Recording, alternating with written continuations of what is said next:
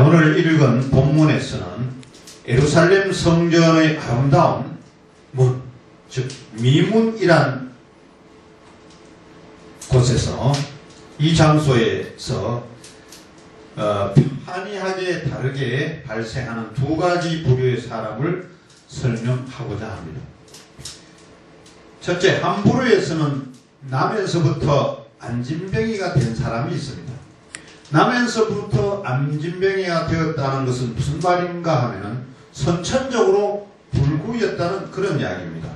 지금도 이런 장애를 가지게 되면은 힘든 삶을 살게 됩니다. 우리나라도 장애자들이 참 많죠. 그런데 초대교회 시대에도 오죽했겠습니까?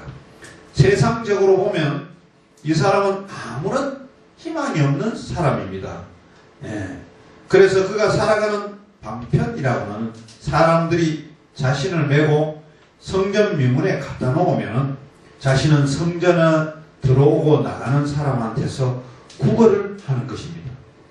그에게 성전에 누가 임재하고 있는지, 성전에 임재한 그분이 어떤 능력을 가지고 계시는지 또 이런 것은 관심이 없습니다.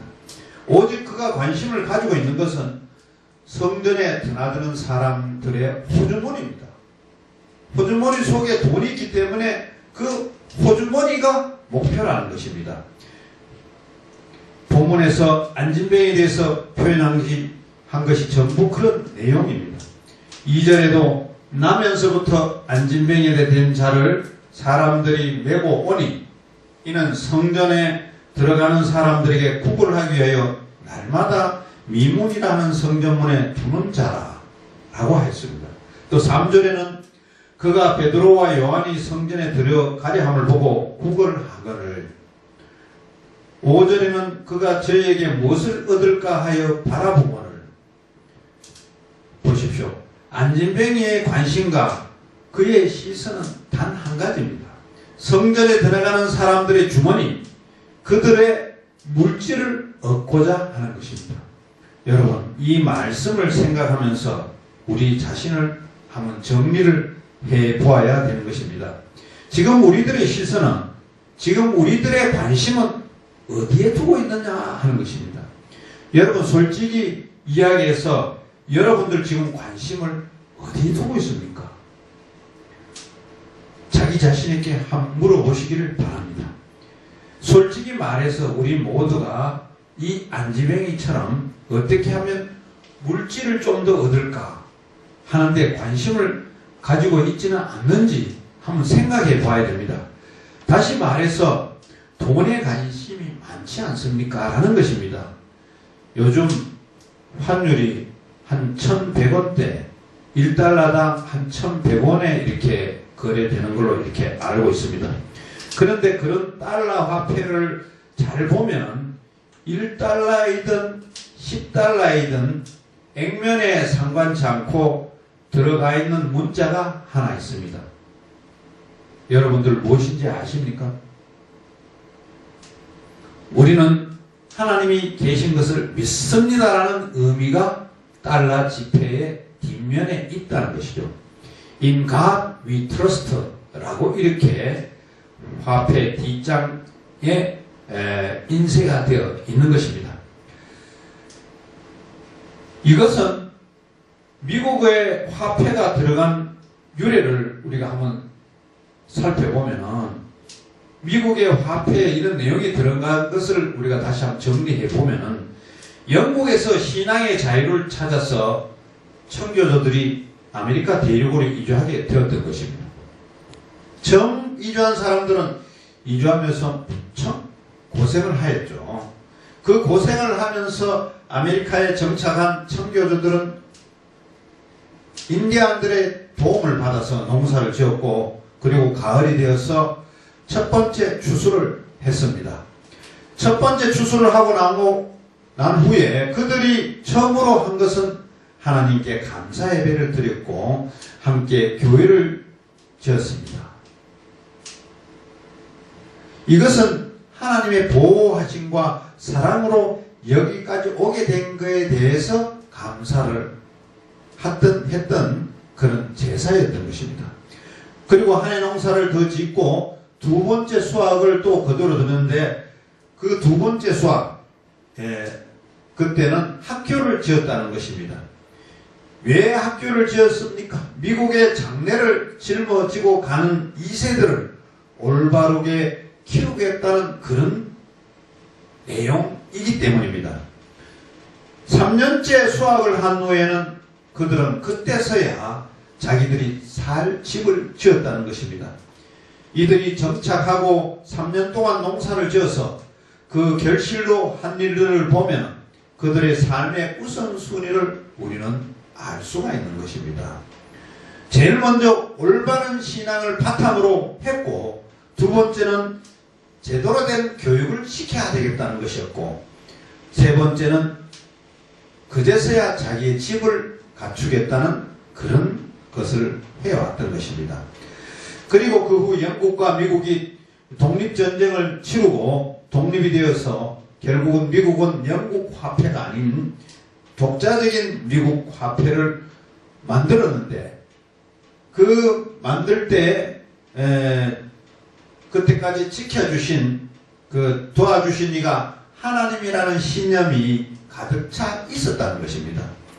그래서 하나님이 살아계시는 것을 후손에게 전하기 위해서 항상 몸에 지니고 다니는 화폐에다가 이글을 넣게 되었으며, 이 문자는 한 장의 지폐에도 들어가지 않는 지폐가 없이 다 들어가 있다는 것입니다. 우리는 여기서 원래 미국 사람들의 그 정서가 하나님을 믿는다 라는 것, In God we trust. 다시 한번 이야기하면 우리는 하나님이 계신 것을 믿습니다. 이 돈 속에도 이런 내용이 있다는 것입니다. 문제는 그런 청교도 정신으로 우리는 하나님이 계신 것을 믿습니다라고 하고 써진 화폐를 가지고 있지만, 그리고 세월이 많이 지났잖아요. 세월이 많이 지나서 지금 미국 사람들의 정서는 그런 정서들이 이제는 흩어졌다는 거죠.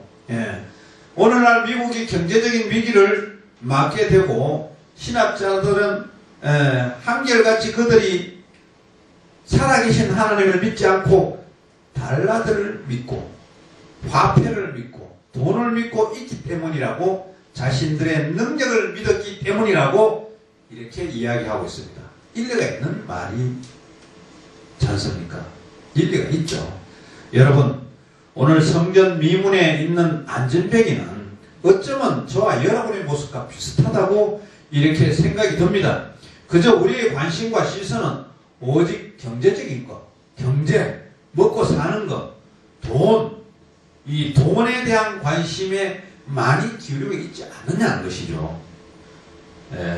둘째는 앞에 말한 한 부류, 한 사람과 다르게 나머지 부류는 돈에만 관심이 있던 안전뱅이가 앉은 그 자리에 성전으로 기도하려고 올라가던 베드로와 요한이 있었다는 것입니다.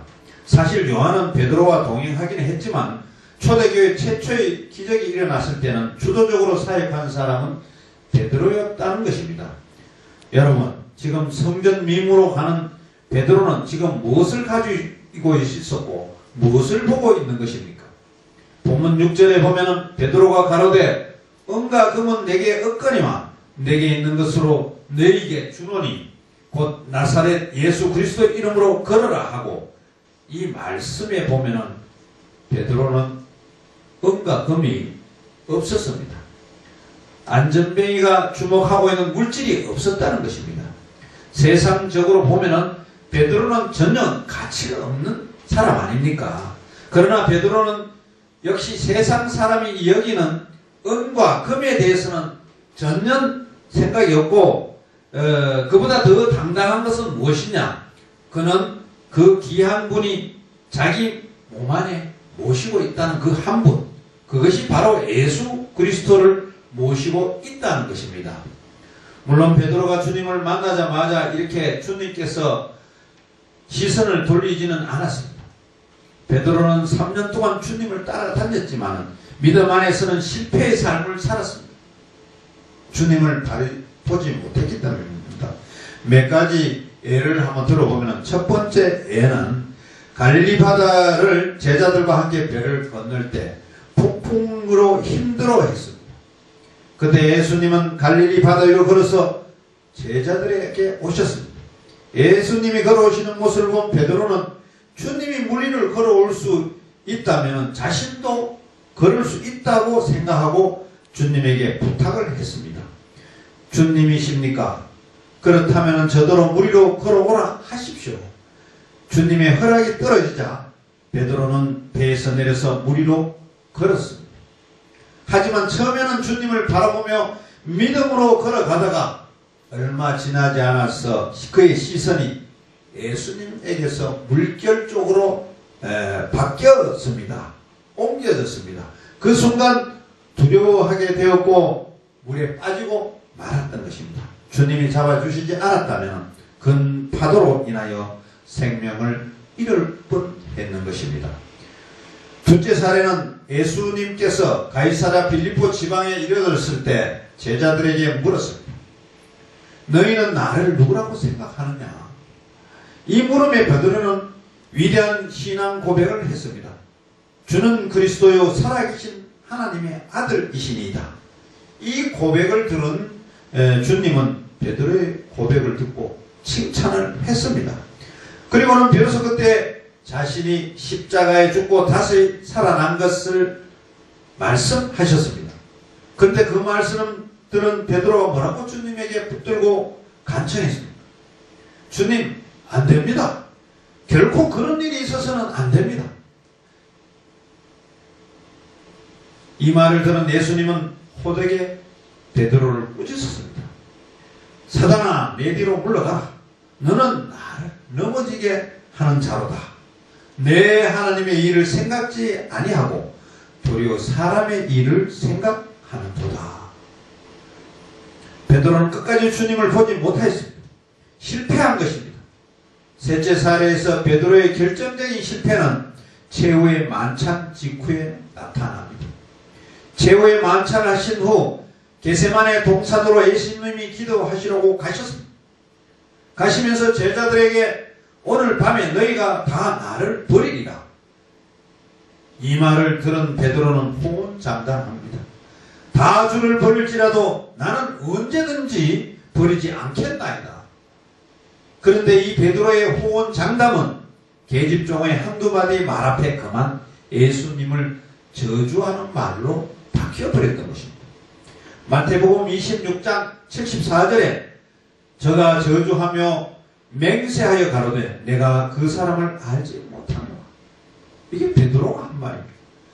주님과 함께 3년이나 따라다녔지만 그의 시선에는 주님이 없었습니다. 그의 시선에는 세상에서의 자신의 자리와 자신의 목숨에만 있었던 것입니다. 하지만 그런 베드로가 세상 것을 보는 눈에서 주님만 바라보는 눈으로 변하게 되었던 것입니다. 어떻게 그가 변하게 되었습니까?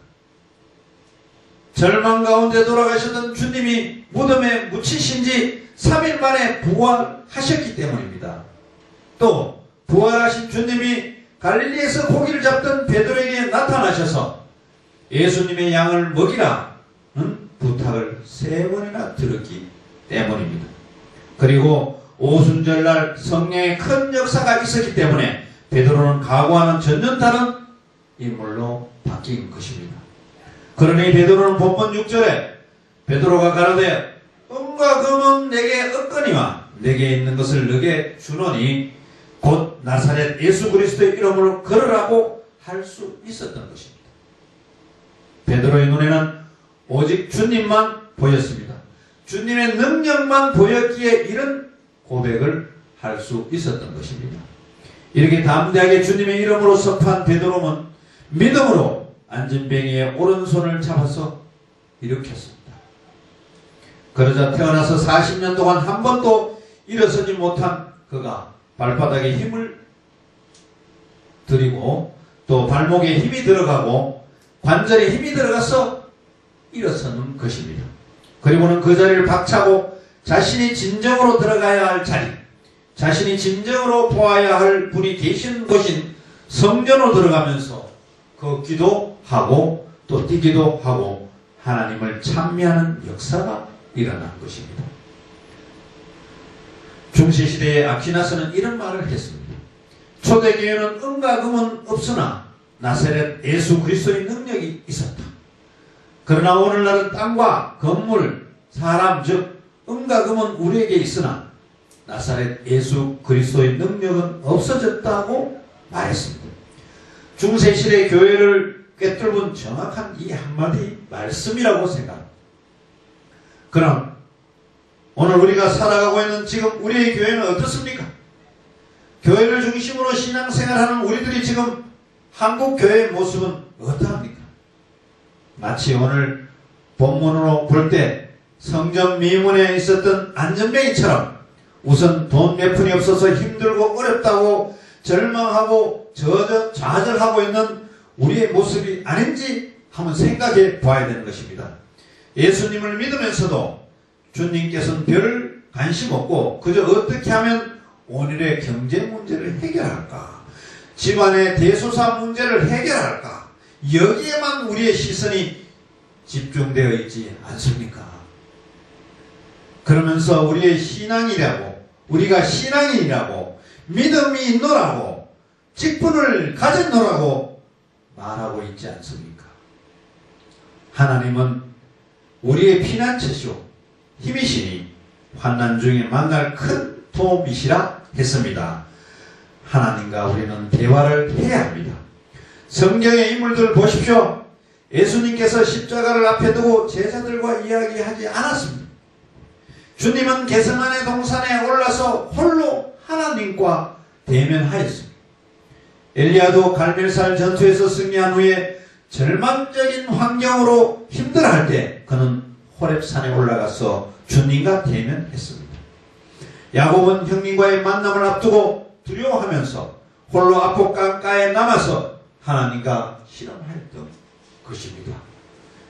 오늘 본문에 나오는 40년 된 안전뱅이도 성전 미문에 앉아서 성전에 드나드는 사람들의 주머니만 바라볼 것이 아니라 성전에 계신 하나님에게 간구했더라면 얼마나 좋았을까요?